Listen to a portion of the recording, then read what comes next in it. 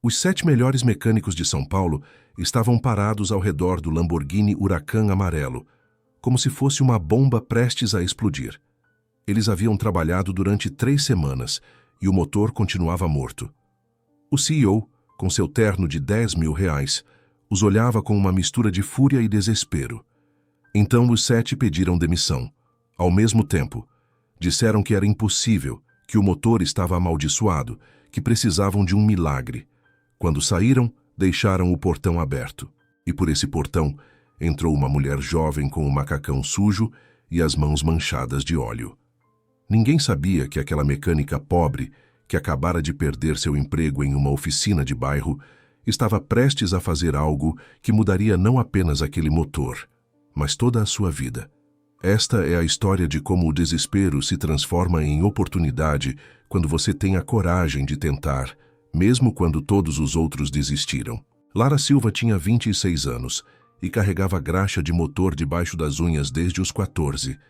Havia crescido em Heliópolis, o bairro mais populoso e pobre de São Paulo, em um apartamento que compartilhava com sua mãe doente, Dona Célia, e seu irmão mais novo, Léo. Seu pai havia morrido quando ela tinha 12 anos, deixando-lhe apenas uma dívida impossível e um amor profundo por motores. Enquanto outras crianças brincavam, Lara passava as tardes na garagem comunitária do prédio, observando os mecânicos consertarem carros velhos. Aprendeu observando, perguntando, sujando as mãos. Aos 18 anos, sabia mais sobre motores do que muitos homens com 20 anos de experiência, mas ninguém a levava a sério. Era mulher, jovem e pobre. Ela trabalhava na automecânica do seu Zé, uma oficina pequena que consertava carros usados.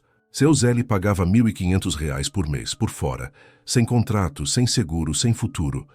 Lara aceitava porque não tinha escolha. Dona Célia precisava de remédios caros. Léo precisava de livros para a escola. Naquela terça-feira de outubro, seu Zé a demitiu. Havia contratado o sobrinho de um amigo. Lara tentou argumentar, mas seu Zé deu de ombros. O sobrinho era homem. Isso era suficiente. Lara saiu da oficina com sua caixa de ferramentas velha e o peso do mundo sobre os ombros. Caminhou pelas ruas de São Paulo sem rumo. O aluguel venceria em 2 semanas. Os remédios de sua mãe acabariam em 10 dias. Então, ela viu um prédio moderno na área dos jardins. Do lado de fora, havia um Lamborghini Huracan amarelo com o capô aberto. Ao redor do carro, havia 7 homens em uniformes impecáveis da Precision Auto Services, a oficina mais exclusiva da cidade. Pareciam frustrados, desesperados. Apareceu um homem alto, de terno azul marinho, que provavelmente custava mais do que Lara ganhava em 6 meses. Cabelo escuro, olhos azuis intensos, ele se aproximou do grupo claramente irritado. A discussão se intensificou. Então, os 7 mecânicos tiraram seus uniformes simultaneamente e foram embora. Simplesmente foram embora. O homem de terno ficou sozinho em frente ao Lamborghini morto, claramente à beira de um colapso nervoso. Lara viu algo que reconheceu. Desespero puro. O mesmo que ela sentia. Sem pensar, Lara atravessou a rua. O homem levantou a cabeça quando ela se aproximou. Seus olhos a percorreram. Macacão sujo, mãos manchadas, caixa de ferramentas enferrujada. Sua expressão mostrou confusão e desdém. Lara apontou para o Lamborghini, perguntou qual era o problema. O homem, Otávio Guzmão, CEO de uma empresa de tecnologia avaliada em R$ 200 milhões, riu com amargura. Se 7 dos melhores mecânicos de São Paulo não conseguiram consertá-lo, duvido que você consiga. Lara perguntou se podia dar uma olhada. Ela não tinha nada a perder. Otávio fez um gesto de rendição. Vá em frente. Lara se aproximou do Lamborghini. Seus olhos percorreram o motor V10 com atenção meticulosa. Os 7 mecânicos haviam deixado ferramentas por toda parte. Lara tocou fios, verificou conexões, inspecionou sensores. Otávio permanecia por perto, olhando seu telefone. Então, Lara viu. Uma válvula de controle de pressão secundária, mal visível, estava instalada ao contrário. Um erro grosseiro que os especialistas haviam ignorado. Eles se concentraram em componentes eletrônicos complexos, ignorando o básico. Lara pegou uma chave ajustável de sua caixa. Trabalhou em silêncio por 15 minutos. removeu a válvula, virou-a, reinstalou-a corretamente.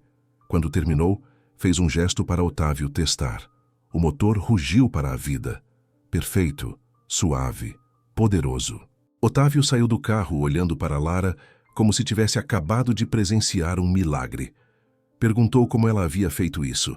Lara explicou o problema em palavras simples. Perguntou onde ela trabalhava. Lara admitiu que acabara de ser demitida. Otávio lhe ofereceu um emprego. Supervisora de manutenção de sua frota pessoal. R$ 3.500 por mês. Contrato formal, plano de saúde. Começava amanhã. Lara não podia acreditar no que ouvia. Era mais que o dobro do que ganhava. Perguntou por quê.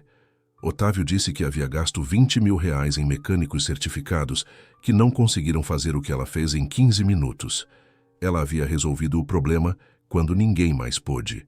Lara estendeu sua mão manchada de graxa. Otávio a apertou sem hesitar. Tinham um acordo. A oficina particular de Otávio ficava no subsolo de sua mansão no Morumbi. O bairro era o mais exclusivo de São Paulo. Lara chegou às 7 da manhã, sentindo que havia entrado em outro universo. A casa era moderna, com piscina, quadra de tênis, jardins perfeitos. A oficina era maior e mais limpa do que qualquer oficina profissional onde ela já havia trabalhado. Piso polido, paredes brancas, iluminação LED perfeita, ferramentas organizadas como obras de arte. E os carros? O Lamborghini amarelo, um Porsche 911 turbo preto, um Mercedes AMG GT prateado. Otávio, vestindo jeans e camisa casual, mostrou-lhe cada sessão. Explicou suas expectativas. Manutenção preventiva regular, inspeções semanais, disponibilidade para emergências. Deu-lhe um celular corporativo novo. Perguntou sobre sua formação. Lara sentiu vergonha. Admitiu que não tinha educação formal. Aprendeu olhando, praticando, lendo manuais velhos. Nunca pôde pagar uma escola técnica. Otávio assentiu. Disse que alguns dos engenheiros mais brilhantes que conhecia eram autodidatas. O papel não faz o mecânico, as mãos e a mente sim. Os dias seguintes estabeleceram uma rotina. Lara chegava cedo, revisava os carros, fazia a manutenção. Otávio aparecia ocasionalmente. As conversas começaram formais, mas gradualmente se tornaram pessoais.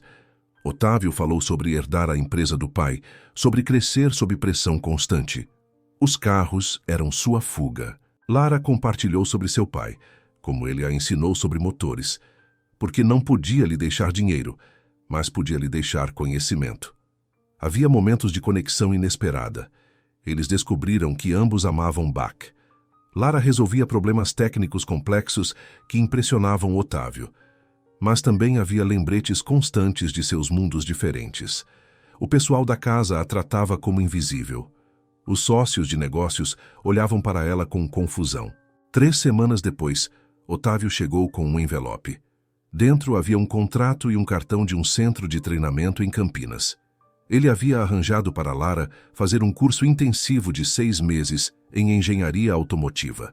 A empresa pagaria tudo. Lara protestou. Não posso deixar minha família. Otávio já havia pensado nisso.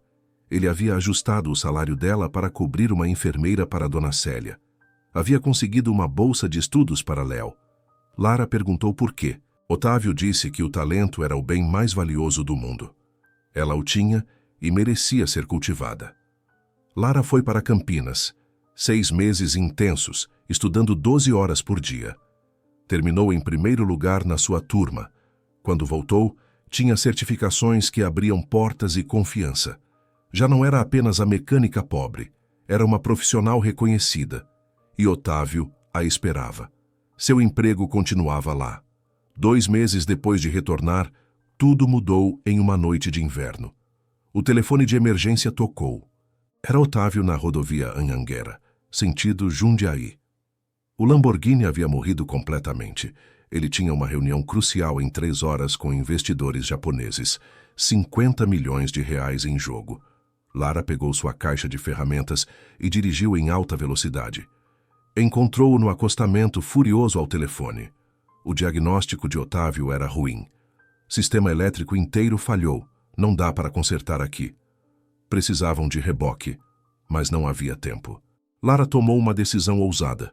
O primeiro plot twist de ação.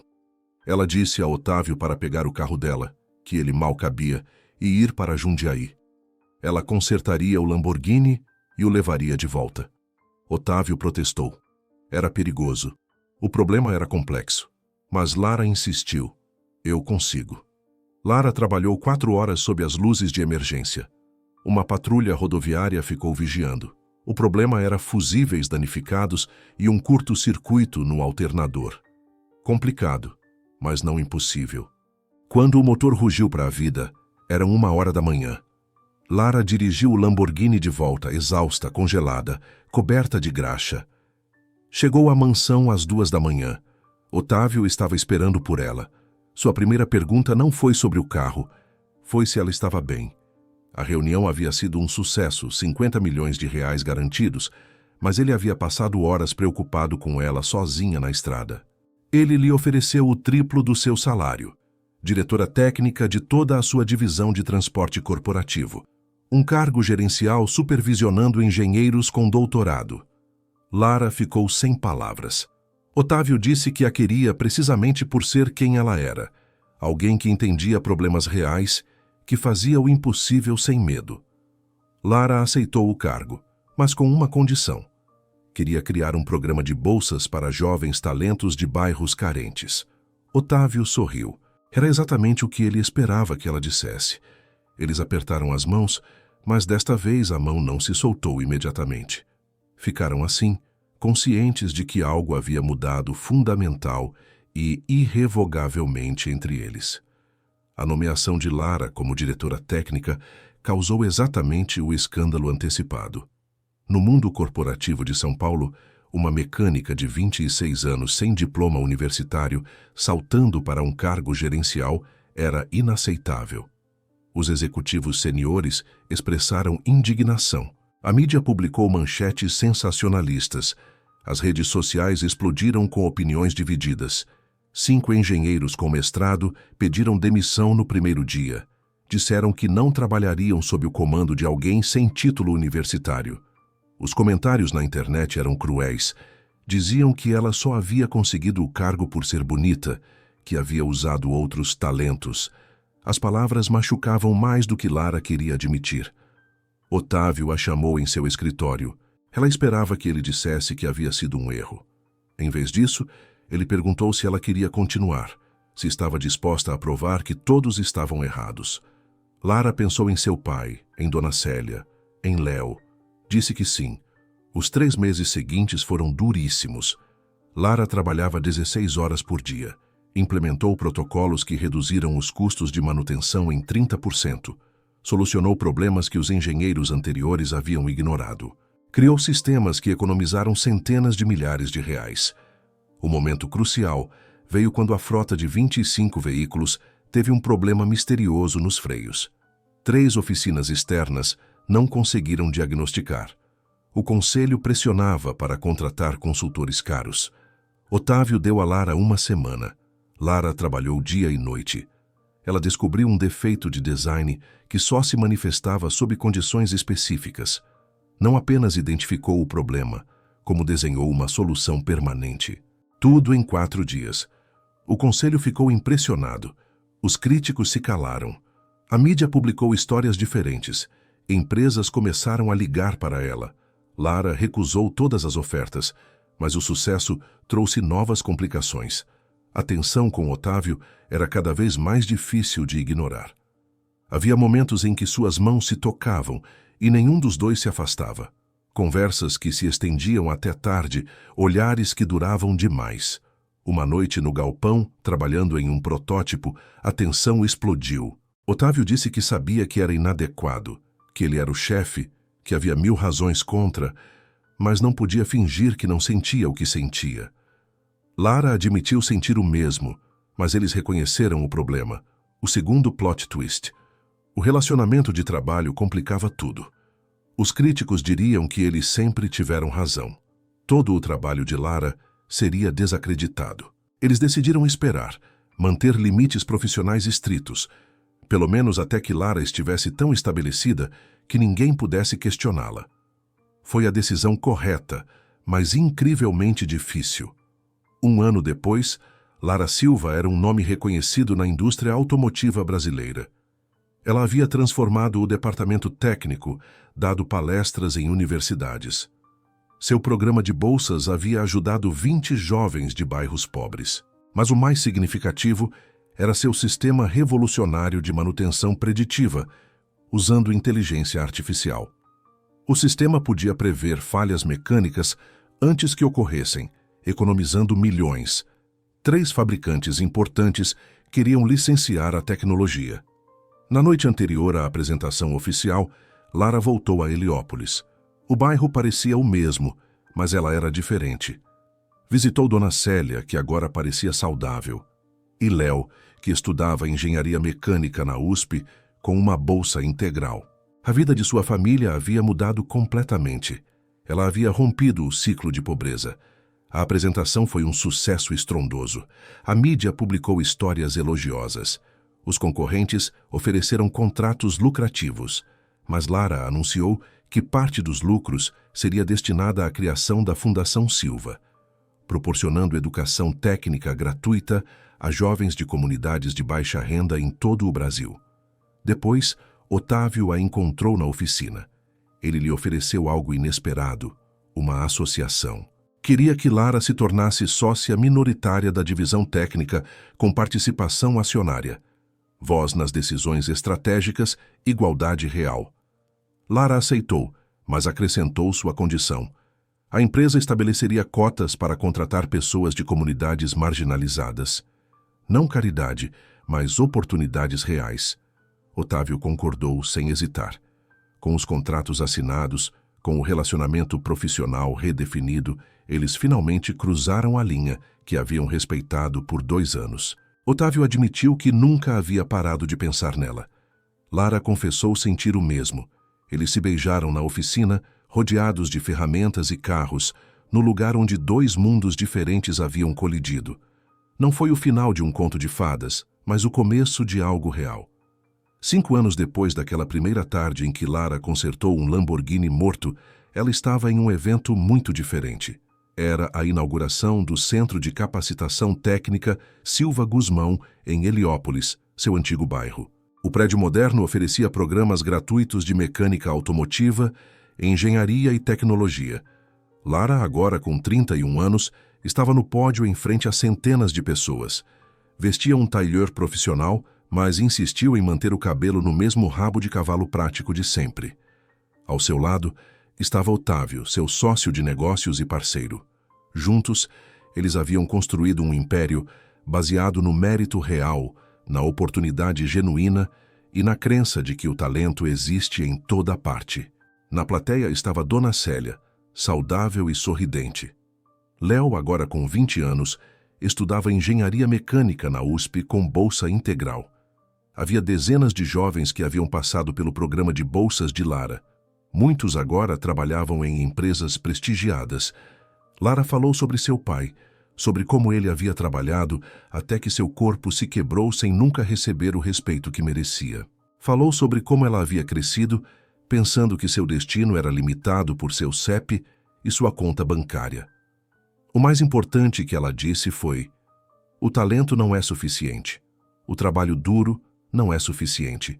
Você precisa que alguém abra uma porta. Este centro é para abrir portas. Depois da cerimônia, enquanto os convidados percorriam as instalações, uma jovem se aproximou timidamente de Lara. Tinha 16 anos, mãos manchadas de graxa, olhos brilhantes de esperança. Perguntou se era verdade que Lara havia começado sem nenhuma educação formal. Lara confirmou que sim. A garota explicou que vinha do mesmo bairro, que amava consertar coisas, mas que todos lhe diziam que garotas não podiam ser mecânicas.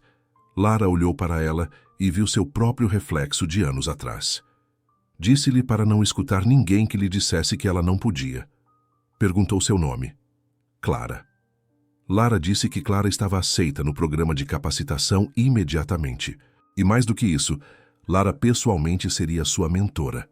Ensinaria a Clara o que havia aprendido, não apenas sobre motores, mas sobre como navegar em um mundo que subestima constantemente as mulheres. Naquela noite, Lara e Otávio caminharam pelas ruas de Heliópolis. Lara lhe mostrou o prédio antigo onde havia crescido, a garagem comunitária onde havia aprendido sobre motores, os lugares que a haviam formado. Otávio ouvia, compreendendo mais profundamente de onde vinha a mulher que amava. Ele perguntou se ela alguma vez imaginou que sua vida poderia ser isso. Lara riu. Disse que na adolescência mal podia imaginar pagar o aluguel do mês seguinte. Nunca sonhou em ser dona de patentes milionárias, em ser citada em revistas de negócios, em ter voz em decisões que afetavam milhares de empregos. Otávio disse que ela o havia mudado também. Antes de conhecê-la, ele estava preso na prisão dourada de sua classe social, valorizado apenas pelo dinheiro. Lara lhe havia mostrado que o verdadeiro valor estava no que você fazia, em como tratava os outros. Pararam em frente à velha oficina comunitária. Lara teve uma ideia.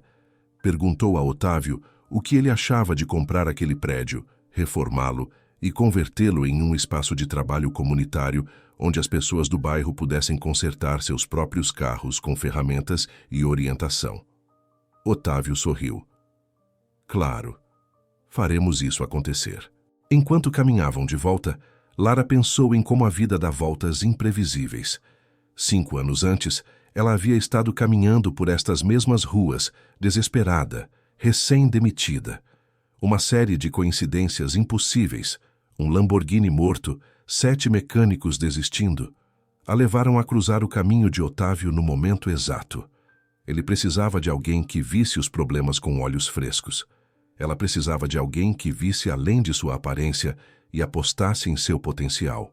O ciclo de pobreza que havia prendido sua família por gerações finalmente havia sido quebrado, e ela estava ajudando outros a quebrarem os seus. A história de Lara nos lembra que o mérito real existe, mas só importa se alguém lhe dá a chance de demonstrá-lo. E quando temos poder, nossa responsabilidade é abrir as portas para quem vem atrás.